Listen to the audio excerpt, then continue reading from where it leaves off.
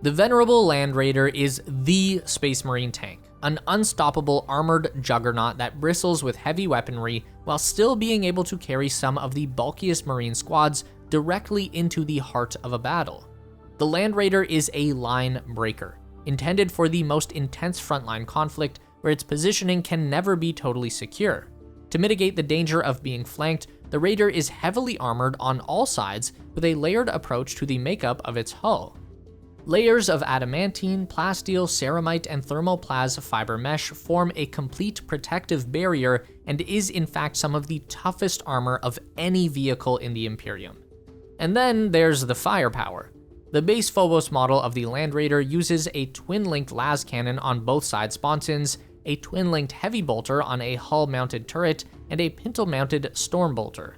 This loadout is far from the only one. The Land Raider has been fitted with almost every weapon system the Imperium could think to put on it, but with just a handful of Phobos pattern raiders, an Astartes force could even pull down Titans. But the primary role of most Land Raider variants is to safely transport a squad of Space Marines directly into the thickest part of the fighting. To achieve this, the interior of the Raider is a fully sealed compartment, allowing it to operate in any environment. Once the tank has arrived at the drop-off point, the front assault ramp opens, and on variants like the Crusader pattern, a row of mini frag launchers deploy a wave of shrapnel just ahead of the squad to cover their exit. The Land Raider has a history stretching back to the dark age of technology, but like many other things at that time, the STC for the Raider was lost until the Great Crusade, and it was quickly put into service for not just the Astartes, but every Imperial faction possible.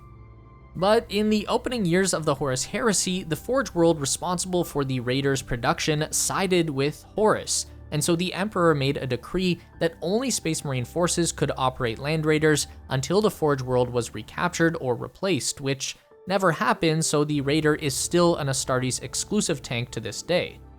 Oh, and we forgot to mention that it was Magos Arkham Land who originally rediscovered the STC for the Raider.